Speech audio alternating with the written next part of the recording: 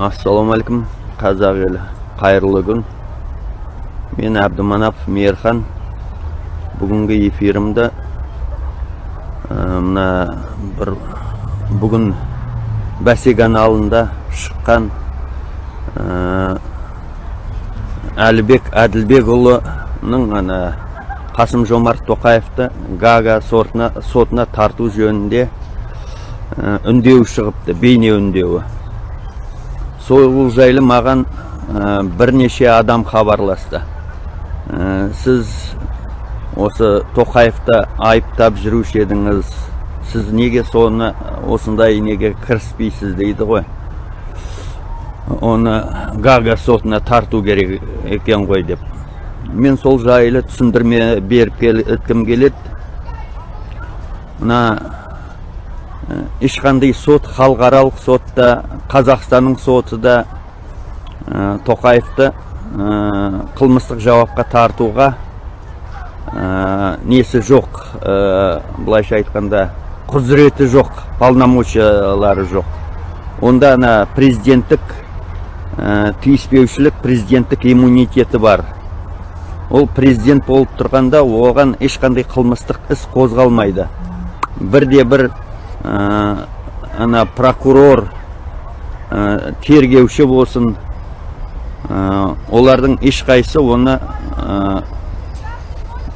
үстінен қылмыстық іс қозғап, оны тергеуге алуға хақысы жоқ. Соны ескерткім келеді.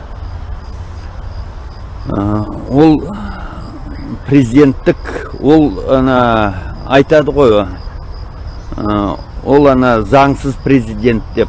Ол неше түрлі заң бұзушылықтары болды ғой. Соларды жіпке тізеді. Одан кейін қылмыстарын айтады. Қаңтардағы оған дейін де оның қылмыстары жетеді, мысалға. Жалған ақпарат таратты, шетелден заңсыз түрде жендеттер алдырды, ОДКБ әскерін, қылмыстық бұйрық берді, ескертусіз оқ атуға дегендей. Осының бәрі әрине бұлай жеке адамға алсақ, ол жоғары лауазымды адам болса да кез келгеніне қылмыстық іс қозғауға болады. Ол бас прокурор бола ма, жоғарғы судья бола ма, кез келгенге қозғауға қазіргі кезде болады. Бірақ та президентке келгенде айтып өткендей, оған ешкімнің хақысы жоқ, оған үстінен қылмыстық іс қозғалмайды. Ол президент лауазымы атқарып тұрған кезде. Ал онда осындай қылмысы бар болды ма, оны президенттік лауазымнан бірінші шектеу керек, аластау керек. Оған импичмент жариялау керек. Ол тек қана парламенттің құзырында. Сол себепте мен 3 жылдан да асып кетті. Оған импичмент жариялау керек екен талап етіп жүргеніме парламенттен. Бірақ оған естейтін құлақ болмай жүр. Көпшілік оны түсінбейді, оның импичмент дегенің не екенін түсінбейді. Ол қалай жүзеге асатын. Оған әрине қалта депутаттары оған құдіреті жетпейді. Олар бәрі тағайындалған депутаттар, халық сайлаған депутаттар жоқ олардың ішінде. Сондықтан да ол ешқандай жүзеге аспай келе жатыр. Құлақтарына да қыстырмайды. Оны қанша біз айыптасақ та, айыптақсақ та, ол оның үстінен қылмыстық іс қозғалмайды. Ары берден кейін сол халықаралық сот, Гага болсын, басқа да соттар болсын, ол мүмкін емес. Сол себепте бірінші ол міндетті түрде депутаттарды қысымға алу керек. Олар осы аталған қылмыстарды жалпы бүкіл жұртшылыққа жаю керек. Осындай талаптар бар деп, бүкіл депутаттар қысымға түсу керек. Оның үстінен қылмыстық іс емес. Бірінші оны лауазымнан айыру керек. А оны тек қана депутаттардың ғана құзырында. Депутаттар оны атқармаса, онда ол сыбайлас қылмыскерлер болады. Соның өзде солай болып та тұр ғой. Бір-бірін артын жабады. Осындай жағдайда біз тұрмыз. Бұны қандай болса да, мысалға, егерде әрбір, мысалға, белсенділерді бұлай қойдық, әрбір партия, әрбір қоғамдық ұйым, әрбір азаматтар осындай талаптарды қоюы тиіс, міндетті. Парламенттен талап ету керек. Оны лауазымнан айырғаннан кейін, импичмент жарияланғаннан кейін, оның үстінен қылмыстық іс қозғауға да, тергеуге алуға да болады. Ал енді мына неге келелік? Халықаралық сотқа беру үшін. Оларға да міндетті түрде оның президенттік лауазымы болмау керек, айырылуы керек ол президенттіктен. И және оларға да біздің құрғақ сөздер емес, тергеу амалдарының нәтижелері керек. Дәлелдер керек, нақты дәлелдер. А оны істейтін тағы бір механизм бар. Мысалға, оны қалай президент лауазымынан айыруға. Ол ана Қазақстан халықаралық көптеген ұйымдардың мүшесі. Соның ішінде ОБСЕ-нің мүшесі. 92 жылы қол қойған соның мүшесі. Одан кейін 91-92 жылы мына Ельциннің кезінде Мәскеу қаласында бір құжатқа, Мәскеу механизмі деген құжатқа қол қойылған болатын. Ол ана осындай үлкен қылмыстар жасалған жағдайда соған қол қойған елдер оның келісімі болмай жатса да, келісімінен тыс ОБСЕ-нің жаңағы Мәскеу механизмі құжатына сәйкес өздерінің сарапшыларын жіберуге құқылы. Мына қаңтарға байланысты, қаңтар қырғынына байланысты Мәскеу механизмін негізінде ОБСЕ-ге осындай үндеулер жазуға болады. Ол әрине партиялар, ұйымдар, халықаралық ұйымдар, адам құқығын қорғайтын ұйымдар, солардың тарапынан ол жүргізілуі керек. Қазақстанда қаңтар қырғынына баға беру үшін сол халықаралық ұйымның Мәскеу механизмі негізінде ОБСЕ-нің сарапшыларын жіберу туралы. Қазақстанның қарсылығына қарамай осындай талаптар болса, ол жүзеге асуы мүмкін. Бірақ оған ешкім тағы да кепілдік бере алмайды. Ол үшін біздің қоғамдық ұйымдар белсенді болу керек. Осы әсіресе адам құқығын қорғайтын комитеттер, заңгерлер осы талаптарды ОБСЕ-ге тікелей талап қойса, сонда ғана бізде нәтиже болуы әбден мүмкін. Сол кезде ол дәлелді болады, ол халықаралық сотқа да дәлел болады, халықаралық ұйымдарға да дәлел болады.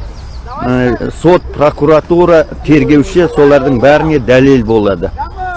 Оны президенттік құзыретінен айыруға, содан кейін барып қылмыстық іс қозғауға. Ол тек қана өзіміздің елдің ішінде де оның үстінен қылмыстық іс қозғалады. Халықаралық деңгейде де қылмыс қозғауға толық негіз пайда болады. Оған дейін мысалға жаңағы Әділбекұлы Талғардың Бәсе каналына берген бейне сұхбатында, сұхбат емес бәрі көріп жатыр ғой. Ол нәтиже бермейді мысалға. Соны да біз анық білуіміз керек.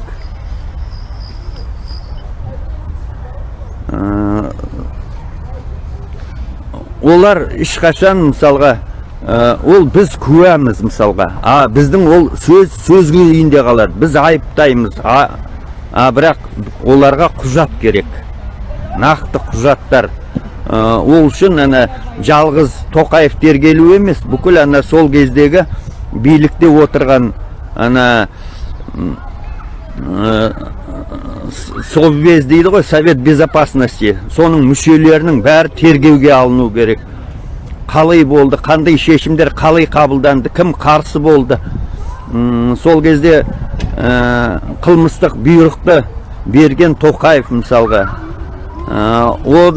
қылмыстық бұйрықты орындаудан бас тартқан ондай адамдар да бар. Мысалы, сол кездегі қорғаныс министрі Бектанов, ол қылмыстық бұйрықты орындаудан бас тартып, казармадан Қазақстан қарулы күштерінің солдаттарын шығармаған үшін оны 12 жыл бас бостандығынан айырып отыр. Сөйтіп, бүкіл билікте отырғандарды қорқытып, үркітіп, халық тұрмақ, солардың өздерін осындай жағдайға түсіріп отыр. Ал Бектанов ол сотталу емес.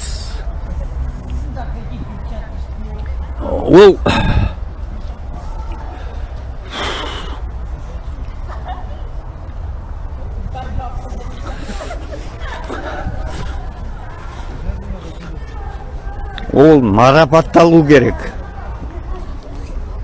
Ол Қазақстан қорғаныс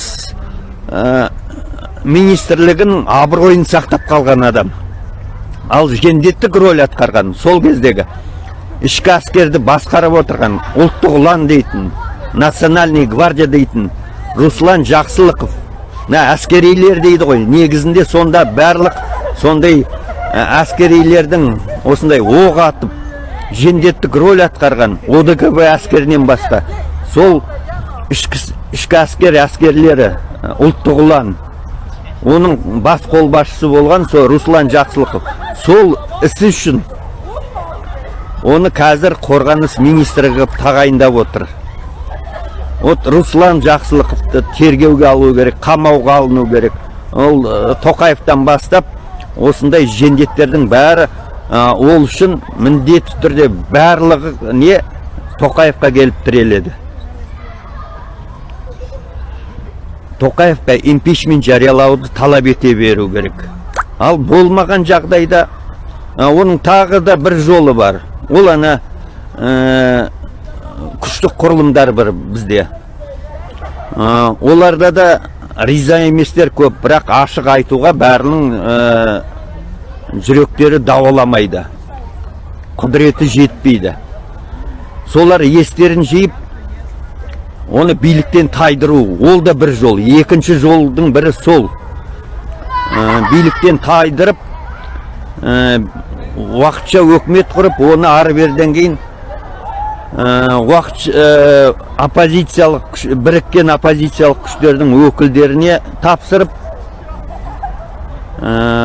қазіргі конституцияның күшін жойғызып, оны парламентті мәжбүрлеу керек. Одан кейін мемлекеттік төңкеріс болса да парламентке конституцияға қайшы заңдардың күшін жойғызып, халықаралық конвенцияға сәйкес адам құқын сақтайтын заң соған сәйкестендіріп, жаңа парламент сайлауын тағайындап,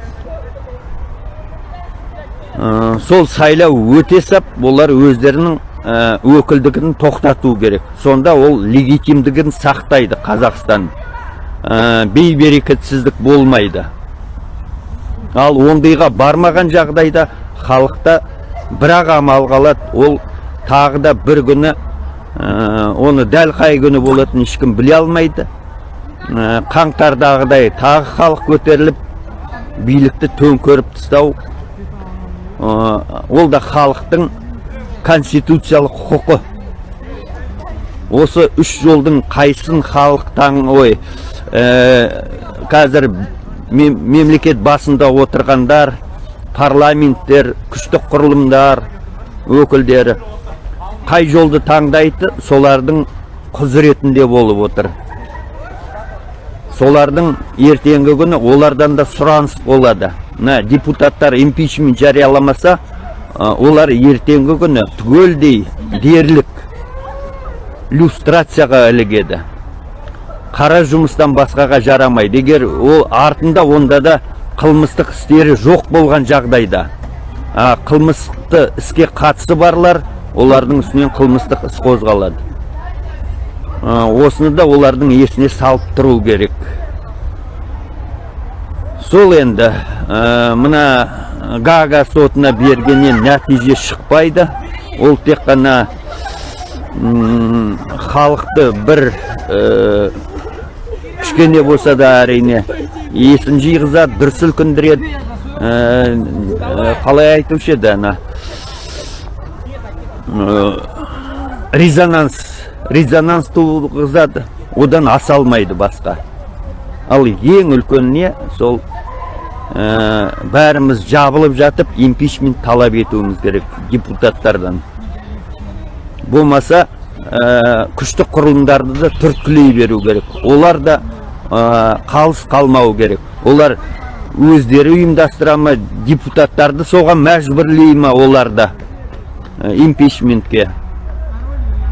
Егер олар да мәжбүрлесе, олар да талап етсе, онда тегі жақсы болар еді. Бізде жалғыз негізгі заңдық жол сол болады. Төңкеріс ол да заңды болады. Ол да заңды. Ол да халықтың конституциялық құқы. Ұрығары жүйені биліктен тайдыру, ол халықтың конституциялық құқы. Бірақ ол тағы да билік өздерінің қазіргі орындарын сақтап қалу үшін олар тағы да қан төгістен тайынбайтыны қаңтар өзі көрсетті. Сол енді менің қысқаша айтарым осы. Әйтпесе бұл жайлы көп әңгіме қозғауға болады.